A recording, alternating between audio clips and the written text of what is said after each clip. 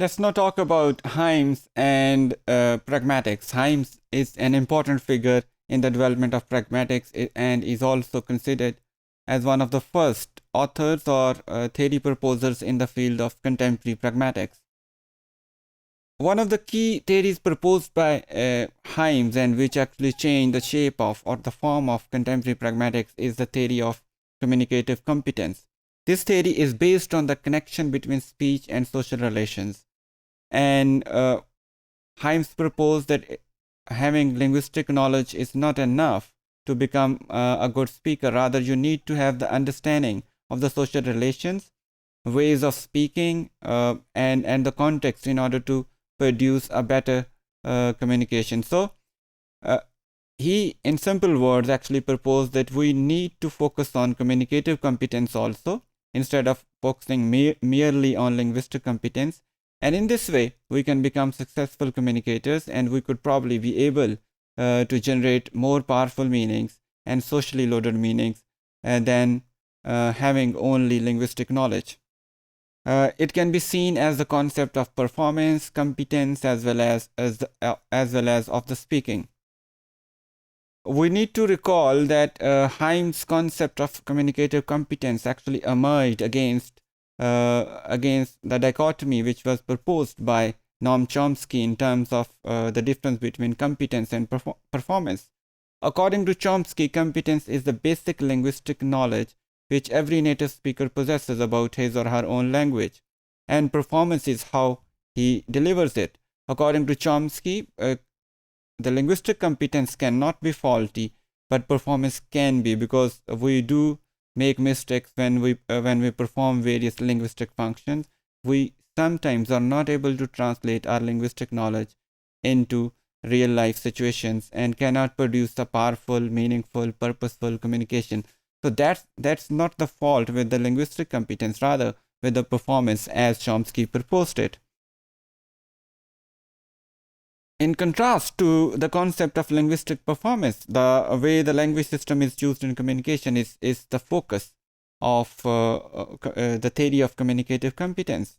Linguistic competence, in comparison, is innate. According to Chomsky, we are born with this ability. Even when we do not speak, we still have the linguistic competence, at least in our own native language. Communicative competence, on the other hand, is a socially competent use of language, and it is also socially appropriate use of language. It focuses not only on the knowledge of language as a code for communication, but also it involves other socio-communicative skills. For example, what to say, when to say, how to say it, and to whom it should be said in what situation. The same message may be delivered differently in different situations, and a good communicator who is competent in this kind of communication should be able to recognize all these intricacies and fine points regarding communication.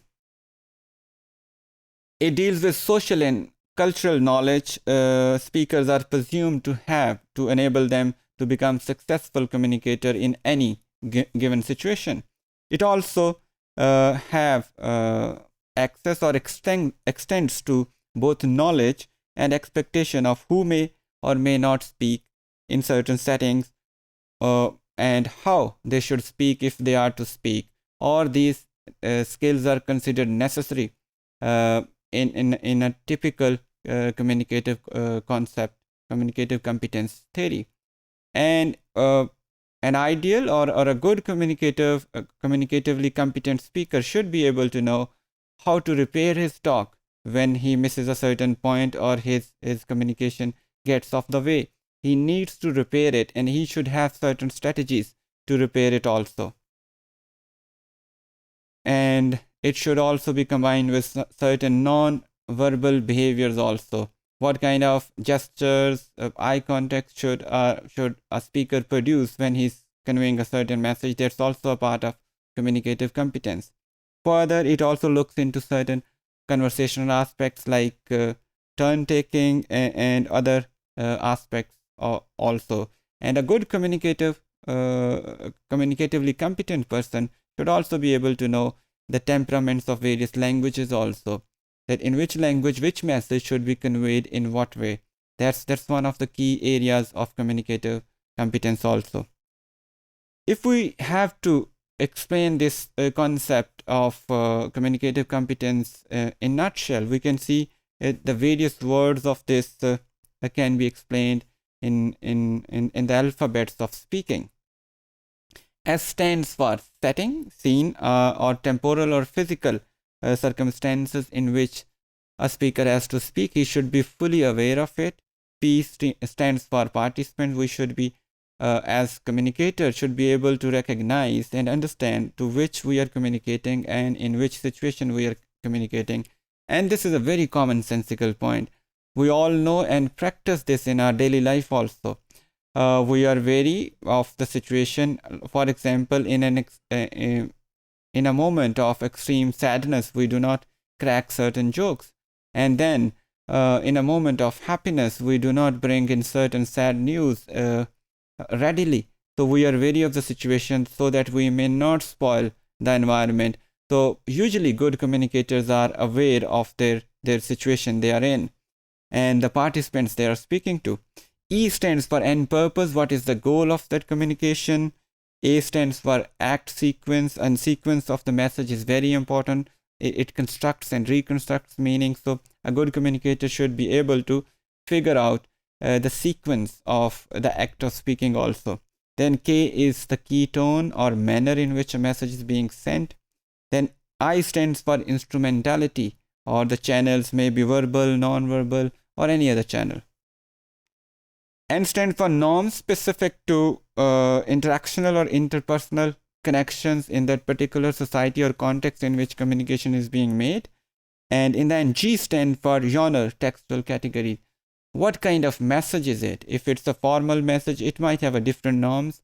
And if it is an informal message or a friendly message, it would have obviously different choice of words and different norms of communication. So all these elements which are well beyond the domain of linguistic competence are actually make communicative competence as proposed by Hymes. And this concept is central to the overall understanding of pragmatics.